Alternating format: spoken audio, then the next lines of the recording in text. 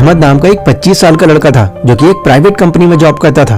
वहां पर उसकी मंथली सैलरी 40,000 रुपए थी, जो भारत के अंदर एक अच्छी इनकम मानी जाती है।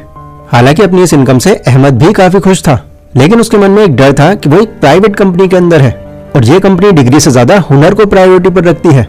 जहां कल को अगर कोई ज्यादा हुनर वाला एम्प्लॉय उनको मिल जाता है तो वो पुराने एम्प्लॉयज को निकालने से पहले ज्यादा नहीं सोचते। इसके अलावा उसके पास कोई भी ऐसा सोर्स नहीं है जहां से एक भी रुपया कमा सके वो। अहमद का वहां पर एक दोस्त था सुमित नाम का, जो महीने के 90,000 रुपए कमाता था। सुमित उसी कंपनी के दूसरे डिपार्टमेंट में मैनेजर का रोल संभालता था। सुमित के अंदर एक खास बात यह थी कि उसमें हुनर काफी ज्यादा था और इससे वो हर टाइम काफी कॉन्फिडेंट नजर आता। उसे देखकर ऐसा लगता कि मानो उस पर किसी भी तरह का प्रेशर नहीं है। ऑफिस में सबसे ज्यादा अगर कोई चिल माइंडेड इंसान था तो वो सुमित ही था। अब एक दिन सुमित कॉफी लेने के लिए कैंटीन में जाता है एंड वहां पर वो देखता है कि अहमद किसी गहरी सोच में बैठा हुआ है। सुमित अपनी कॉफी लेकर अहमद के पास ही बैठ जाता है एंड उससे पूछता है कि अहमद, इतनी गहरी सोच में क्यों भाई, कोई प्रॉब्लम हो गई क्या? अहमद बोलता है कि यार सुमित, क्या बताऊं, मैं डर में जी रहा हूं। डर? किस बात का डर? सुमित, तुम्हें तो पता ही है इस कंपनी के जो ऑनर हैं वो कितने स्ट्रिक्ट हैं। वो छोटी सी गलती पर भी जॉब तक से निकाल देते हैं एंड गॉड ना करे अगर कभी मुझसे भी कोई गलती हो गई एंड उन्होंने बाकियों की तरह मुझे भी जॉब से निकाल दिया तो मैं तो यार बर्बाद ही हो जाऊंगा, क्योंकि यही इकलौती जॉब है मेरे पास पैसा कमाने के लिए। सुमित ने अहमद को समझाया, अहमद, तुमको पता है मैं क्यों इतना कॉन्फिडेंट रहता हूँ? क्यों मुझे तुम ज्यादातर टाइम चिल मोड में ही देखते हो? क्यों सुमित, बताओ मुझे। क्योंकि जिस डर में तुम आज हो, इस डर को मैं काफी टाइम पहले बहुत पीछे छोड़ चुका हूँ। मतलब? मैं समझा नहीं। देखो, तुम्हारे डर की मेन वजह क्या है कि ये जो तुम्हारा एक लौता इनकम सोर्स है, बट मेरे साथ में ऐसा नहीं है। मैं ऑलरेडी अपने लिए इतने एसेट्स क्रिएट कर चुका हूँ कि अब मुझे जॉब सिक्योरिटी की भी टेंशन नहीं है, क्योंकि इन एसेट्स की वजह से अब मेरी मल्टीपल जगहों से इनकम आ रही है। एसेट्स? ये क्या होता है? अहमद, एसेट्स वो चीजें होती हैं जो तुमको पैसा कमा कर देती हैं। जैसे तुम्हारे केस में तुम्हारी ये नौकरी, बट प्रॉब्लम यह है कि तुम्हारे पास सिर्फ यही एक एसेट है। नहीं नहीं नहीं नहीं, अगर ऐसा है तो मेरे पास एक और एसेट है, मेरा बैंक अकाउंट, क्योंकि वहां पर मेरा पैसा हर साल 4% से ग्रो हो रहा है, वो भी मेरी बिना इन्वॉल्वमेंट के। यह है ना मेरे लिए एसेट। अहमद, ऐसा तुमको लग रहा है, बट अगर तुमने अपना बचा हुआ सारा का सारा पैसा बैंक में रख रखा है तो वो तुम्हारे लिए एक एसेट नहीं, एक लायबिलिटी है जो तुम्हारा लॉस करा रही है। वो कैसे? देखो, एक सिंपल सी कैलकुलेशन से मैं समझाता हूँ तुमको। तुम्हारा बैंक तुमको हर साल 4% इंटरेस्ट दे रहा है, यानी अगर तुम्हारे बैंक अकाउंट में 1 लाख रुपए हैं तो 1 साल के बाद तुमको उन पर 4,000 रुपए मिलेंगे।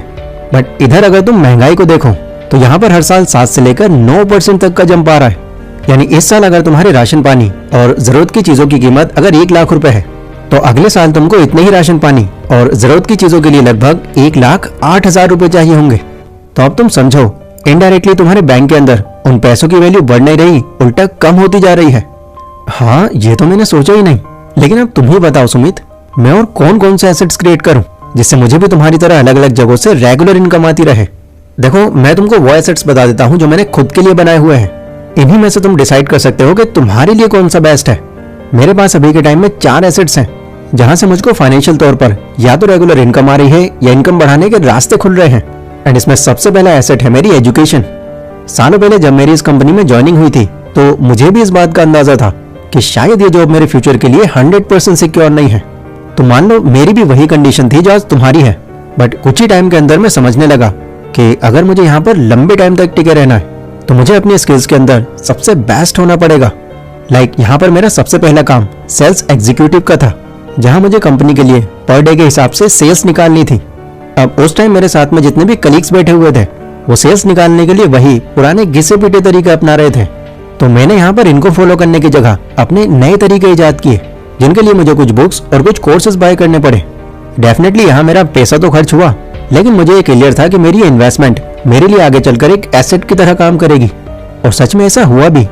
उन बुक्स और कोर्सेज को अच्छे से सीख लेने के बाद मैं ह्यूमन साइकोलॉजी से लेकर persuasion, story telling, empathy, negotiation, इन सब चीजों को इतनी सफाई से यूज करने लगा कि सामने वाले के पास कोई रीजन ही नहीं बचता था कि वो क्यों हमारा प्रोडक्ट ना खरीदे। एंड इसी के चलते मैं अपने बाकी सारे कलीग से कहीं ज्यादा सेल्स निकाल पाता था। तुम यकीन नहीं करोगे, बट मेरा 1 साल के अंदर 3 बार प्रमोशन हुआ था।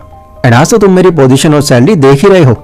अभी भी अगर मुझे लगता है कि मुझे कुछ और भी सीखना चाहिए तो वहां मैं खुद पर इन्वेस्ट करने से पहले ज्यादा नहीं सोचता, क्योंकि ओवर द टाइम वहां पैसा लगाना मेरी ग्रोथ में ही काम आता है मुझको।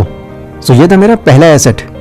अगला एसेट जो मुझे पैसा बनाकर देता है वो है घोस्ट रेंटिंग। अहमद ने हैरान होकर पूछा, क्या तुम भूतों से किराया लेते हो? अरे नहीं, मैं समझाता हूँ तुमको ये क्या है। देखो, तुमको भी पता है कि अगर तुम्हारे पास कोई स्पेस है, कोई हॉल या कोई घर वगैरह, तो तुम उसको रेंट पर देकर अच्छे पैसे कमा सकते हो। बट रेंट पर देने के लिए एक अलग घर खरीदना, इसको हर कोई अफोर्ड नहीं कर सकता। And to be very honest, मेरे पास भी फिलहाल इतने पैसे नहीं हैं कि 50-60 लाख रुपए लगाकर मैं कोई दूसरा घर खरीद सकूं। मेरी तो टोटल सेविंग्स ही 10 लाख रुपए की थी, जो मैंने लगभग 2 सालों में जमा की थी। लेकिन फिर भी मैं रेंटल इनकम कमा रहा हूँ। पर कैसे? अहमद ने बड़ी हैरानी से पूछा। देखो, इंडिया की पॉपुलेशन पिछले कुछ सालों में बहुत तेजी से बढ़ रही है एंड आज तक हम पॉपुलेशन के मामले में पहले नंबर पर आ चुके हैं। एंड इसी को देखते हुए मुझे ये सालों पहले ही अंदाजा लग गया था कि आने वाले टाइम में रियल एस्टेट की डिमांड काफी बढ़ने वाली है। लोगों को रहने के लिए घर चाहिए होंगे, जगह चाहिए होगी। बट अगेन, हर कोई अपना खुद का घर अफोर्ड नहीं कर सकेगा। तो मेरे और मेरे 4 कलीग्स ने मिलकर 10-10 लाख रुपए अरेंज किए एंड 50 लाख की इन्वेस्टमेंट में एक जमीन लेकर उस पर 5 मंजिला फ्लैट तैयार करवा दिया। वो फ्लैट जब पूरी तरह बनकर तैयार हो गया तो उसके हमने हर एक फ्लोर को 13,000 रुपए मंथ के हिसाब से रेंट पर देना शुरू कर दिया।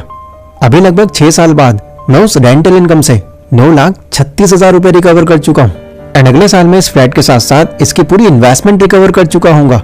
फिर इसके बाद इसकी रेंटल इनकम एज प्रॉफिट मेरे पास आएगी। तुम ये मानो, मुझे इन 6 सालों में मेरी 10 लाख रुपए की इन्वेस्टमेंट पर 9.5 लाख रुपए का प्रॉफिट हो गया। इनफैक्ट अब तो मेरी प्रॉपर्टी की कीमत भी बढ़ गई है।